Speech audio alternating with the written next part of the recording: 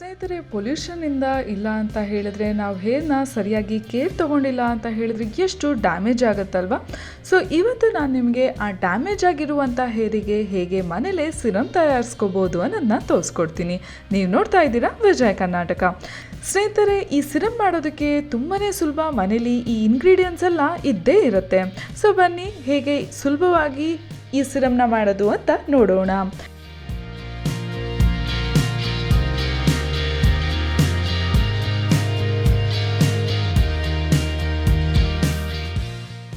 ನಮಗೆ ಬೇಕಾಗಿರೋದು aloe vera gel, ತೆಂಗಿನೆಣ್ಣೆ, ಗುಲಾಬಿ ನೀರು ಮತ್ತು ಮಾಮೂಲಿ ವಾಟರ್ ಕೂಡ ತಗೊಳ್ಳಿ. ಸೊ ಮೊದಲು ಆಲೋವೆರಾ ಜೆಲ್ನ ತಗೊಳ್ಳೋಣ. ನಾವು ಆಲೋವೆರಾ ಜೆಲ್ನ ಏನಕ್ಕೆ ಸಿರಮಿಗೆ ಬಳಸ್ತಾ ಇದ್ದೀವಿ ಅಂದರೆ, ಇದು ಕೂದಲನ್ನ ಸ್ಟ್ರೆಂಥನ್ ಮಾಡೋದಕ್ಕೆ ಸಹಾಯ ಮಾಡುತ್ತೆ. ಅದಷ್ಟೇ ಅಲ್ಲದೆ ಕೂದಲು ಉದುರುವಿಕೆಯನ್ನು ಕಮ್ಮಿ ಮಾಡುತ್ತೆ. ಸ್ಕ್ಯಾಲ್ಪಲ್ಲಿ ಏನಾದರೂ ಇಚ್ಚಿನೆಸ್ ಇದ್ದರೆ ಅದನ್ನು ಕೂಡ ಕಮ್ಮಿ ಮಾಡುತ್ತೆ. ಕೂದಲು ಬಿಸಿಲಿಂದ ಡ್ಯಾಮೇಜ್ ಆಗೋದನ್ನು ಕಮ್ಮಿ ಮಾಡುತ್ತೆ. ಮತ್ತು ಸ್ಪ್ಲಿಟನ್ಸ್ ಇದ್ದರೂ ಕೂಡ ಅದನ್ನು ಕಮ್ಮಿ ಮಾಡುತ್ತೆ. ನೆಕ್ಸ್ಟ್ ಇದಕ್ಕೆ ಒಂದು ಅರ್ಧ ಸ್ಪೂನು ಇಲ್ಲ 1/4 ಸ್ಪೂನಷ್ಟು ತೆಂಗಿನೆಣ್ಣೆನ ಹಾಕ್ಕೊಬೇಕು. ತೆಂಗಿನೆಣ್ಣೆ ಇಲ್ಲ ಅಂತ ಹೇಳಿದ್ರೆ ನೀವು ಗ್ಲಿಸರಿನ್ ಕೂಡ ಹಾಕೊಬೋದು. ಇದನ್ನು ಬಳಸೋದ್ರಿಂದ ಕೂದಲಿಗೆ ಒಳ್ಳೆ ಮಾಯ್ಶ್ಚರೈಸ್ ಕೊಡುತ್ತೆ.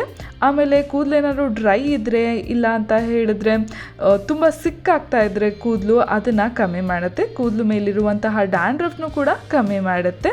ಕೂದಲು ಏನಾದರೂ ಬ್ರೇಕೇಜ್ ಆಗುತ್ತಲ್ಲ, ಅದು ಕೂಡ ತೆಂಗಿನೆಣ್ಣೆ ಕಮ್ಮಿ ಮಾಡಿ ಕೂದಲು ಒಳ್ಳೆ ಶೈನಿ ಆಗಂಗೆ ಕಾಣಿಸುತ್ತೆ ಮತ್ತು ಸ್ಟ್ರಾಂಗ್ ಆಗಿರೋಕ್ಕೆ ಸಹಾಯ ಮಾಡುತ್ತೆ. ಈವನ್ ಕೂದಲು ಬೆಳವಣಿಗೆಗೂ ಕೂಡ ಸಹಾಯ ಮಾಡುತ್ತೆ. ನೆಕ್ಸ್ಟ್ ಇದಕ್ಕೆ ಗುಲಾಬಿ ನೀರನ್ನು ಹಾಕ್ಕೊಳ್ಳೋಣ. ಜಾಸ್ತಿ ಬೇಡ, 1-2 ಸ್ಪೂನಷ್ಟು ಹಾಕ್ಕೊಂಡ್ರೆ ಸಾಕು. ಇದು ಕೂದಲಿಗೆ ಒಳ್ಳೆ ಪೋಷಕಾಂಶವನ್ನು ಕೊಡುತ್ತೆ. ಕೂದಲೇನಾದರೂ ಡ್ಯಾಮೇಜ್ ಆಗಿದ್ದರೆ ಅದನ್ನು ಗುಣಪಡಿಸುತ್ತೆ ಮತ್ತು ಕೂದಲು ಬೆಳವಣಿಗೆಗೆ ಸಹಾಯ ಮಾಡುತ್ತೆ ಮತ್ತು ಹೆಲ್ದಿಯಾಗಿ ಕಾಣೋದಕ್ಕೆ ಸಹಾಯ ಮಾಡುತ್ತೆ. ನೆಕ್ಸ್ಟ್ ಇದಕ್ಕೆ ನೀರನ್ನು ಹಾಕ್ಕೊಳ್ಳೋಣ. ನೀರು ಜಾಸ್ತಿ ಬೇಡ, ಸ್ವಲ್ಪ ಹಾಕ್ಕೊಳ್ಳಿ.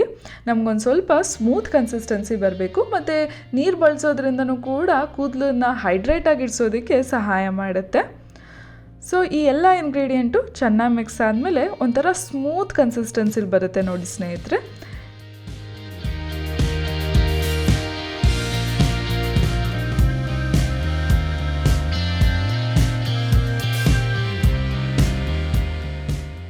ಈ ಕನ್ಸಿಸ್ಟೆನ್ಸಿ ಬಂದಾಗಿದೆ ಅಂದಮೇಲೆ ನಮ್ಮ ಸಿರಮು ರೆಡಿ ಆಯಿತು. ಸೊ ಇದನ್ನು ನೀವು ರೆಗ್ಯುಲರಾಗಿ ಅಪ್ಲೈ ಮಾಡ್ಕೊಬೋದು. ಆದಷ್ಟು ನಿಮ್ಮ ಕೂದಲು ಟಿಪ್ಸಿಗೆ ಮಾತ್ರ ಹಾಕ್ಕೊಳ್ಳಿ. ಸ್ಕ್ಯಾಲ್ಪಿಗೆ ಹಾಕಿದ್ರೆ ತುಂಬ ಆಯ್ಲಿ ಆಗಿಬಿಡುತ್ತೆ, ಅದಕ್ಕೆ ಟಿಪ್ಸಿಗೆ ಮಾತ್ರ ಹಾಕ್ಕೊಳ್ಳಿ. ಇದನ್ನು ಬಳಸೋದ್ರಿಂದ ಸ್ಪ್ಲಿಟನ್ಸ್ ಇರಲ್ಲ, ಕೂದಲು ಶೈನಿ ಕಾಣುತ್ತೆ ಮತ್ತು ಒಂಥರ ಸೆಟಲ್ ಆಗಿ ಕಾಣುತ್ತೆ. ನೋಡಿ, ನೀವೇ ಡಿಫ್ರೆನ್ಸ್ ನೋಡ್ತಾ ಇದ್ದೀರಾ ಅಲ್ವಾ? ಸೊ ನೀವು ಕೂಡ ಟ್ರೈ ಮಾಡಿ ನೋಡಿ.